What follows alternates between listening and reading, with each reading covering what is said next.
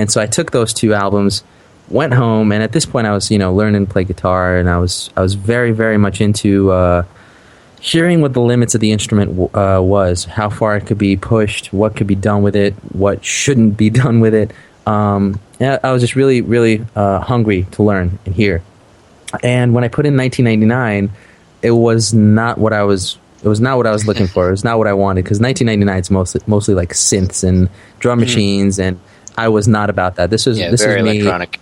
Yeah. This is again, I was around 13, 12, so I was very much into metal, hard rock, anything with guitar, people screaming, and yes, as any 13-year-old boy should be, looking for. So I remember not really caring for 1999.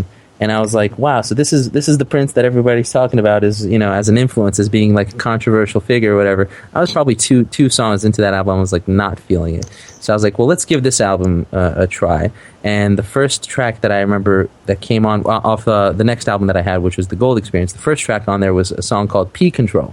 And I'm looking at the title, it says P Control. I'm wondering, what is that?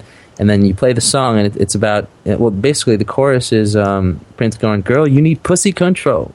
And I was like, damn, what? This is interesting. Because it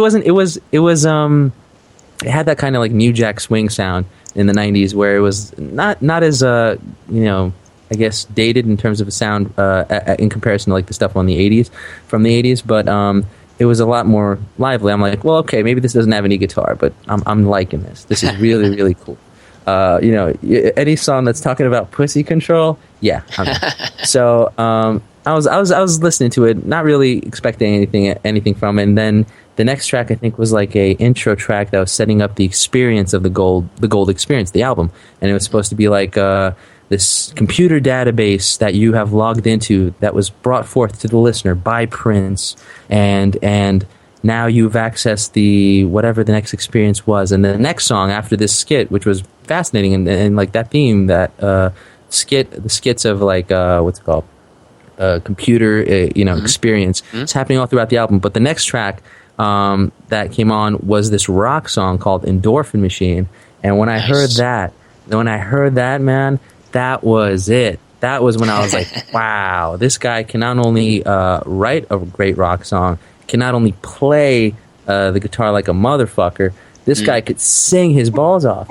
And I mean, he was incredible on that track. And that was the song. Endorphin Machine was the song that got me hooked on Prince as a guy to look at in a lot of different ways, as somebody to sort of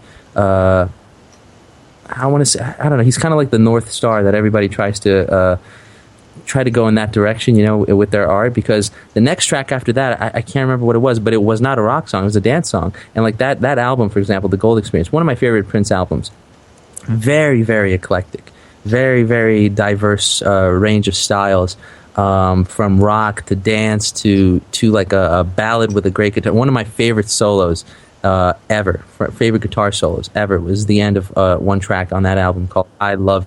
And it's spelled like, Prince had the thing where he would spell, I with an I, like a symbol of an I, and the U, not Y-O-U, but a capital U. So, I mean, that song's called I Hate You, I think. Did I say I Love You? I think it was I Hate You is the name of the song. But and the end of that song is one of the greatest guitar solos I've ever heard to this day. It's fantastic. I mean, this guy, he's unbelievable. When I remember hearing that, I was like, I need more. And so the thing about Prince, though, was his people, or I shouldn't say his people, Prince, didn't necessarily agree with the internet and how it was, I guess, claiming ownership, or not claiming ownership, but stealing his agency in terms of deciding where his music should go, who should listen to it, how it should be listened to. I mean, this was a guy who wanted absolute control in everything that he was doing, from the creation to the release of all his albums. So when he found out that people could be downloading his albums for free, he was very against that. I mean, up until his passing, his untimely passing, he had like a team of lawyers who would work to pretty much nonstop pulling videos off of YouTube that had anything to do with Prince, whether it was a music video, live performance, a song, unreleased songs. I mean, they worked day and night to keep Prince's stuff off the internet, because his thing was, and there's an argument for whether or not he was right in doing this or not, but the argument that he had was that if I'm not getting paid for this, why would I allow somebody else to profit off my work? Which is, very understandable. Mm-hmm. But I mean, again, it's a very touchy subject, because we live in an age where it's kind of like, I guess you could question what ownership is or isn't nowadays in the digital era.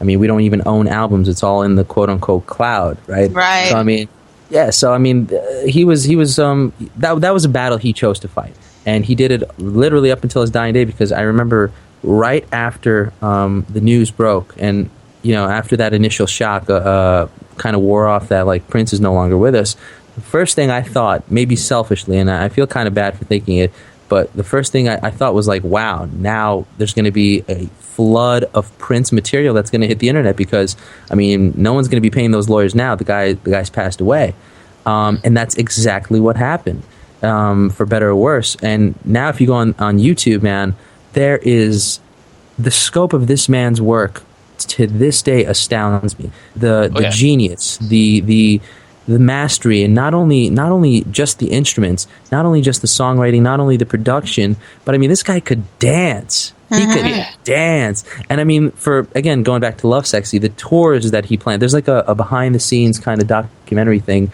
I think it's called like the Omnibus or something that Prince did for the tour for Lovesexy. And it shows just how massive he wanted the set pieces to look, how he got his band involved in what he was doing in terms of like singing back, like he would give everybody a solo pretty much. Everybody would have a solo. The dancers would have their dance solos. And they all had to be on point, because this guy was a perfectionist. And, yes, he was. one of the things I appreciated about him was, like, you could tell that this guy not only took it very seriously, but, like, he would never ask anybody on his team, musically or otherwise, to do something that he would not do had he had the ability to. So, I mean, I honestly believe if there was a cloning machine and Prince could clone himself, he would do it, and he would be all over that stage. Mm-hmm. But such is the state of science back when he was touring. So he had to employ musicians and all that stuff, and they had to play things according to his vision, and his vision was grand each and every time. And I mean, like, you get a glimpse into this guy. And one of the ththings that I think is, and I'm sorry if I'm going on and on about this. No, you guys can it. chime in, but like I said, I could talk about this guy for hours.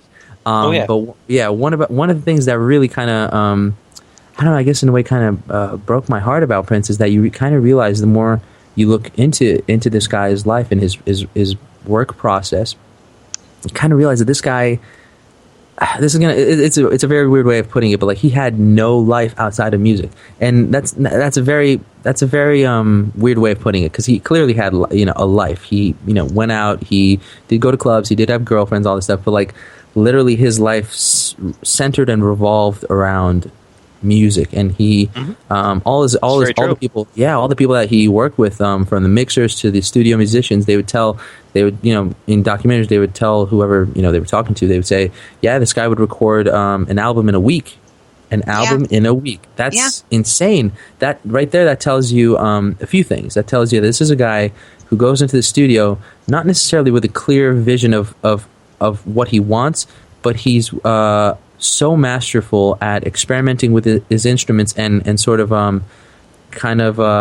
sculpting the final product of what he wants to be released in a precise enough fashion where, like, one of the greatest I think quotes about art comes from I think it was like Leonardo da Vinci, when they asked him, like, how do you sculpt that sculpture of David or whatever? He goes, well, I don't sculpt the sculpture. I kind of take away what doesn't belong from the rock, and David comes out as a result.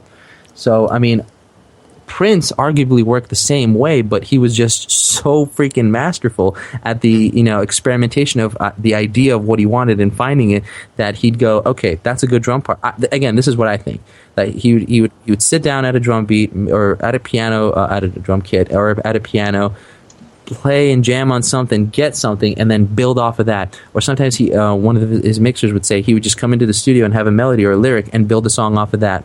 So that right there tells you that this is a guy who isn't afraid to be in there for a while as he would be. I mean, there's been stories about the guy being in the studio for like 2 days straight, like 48 hours straight, no water, no food, no nothing.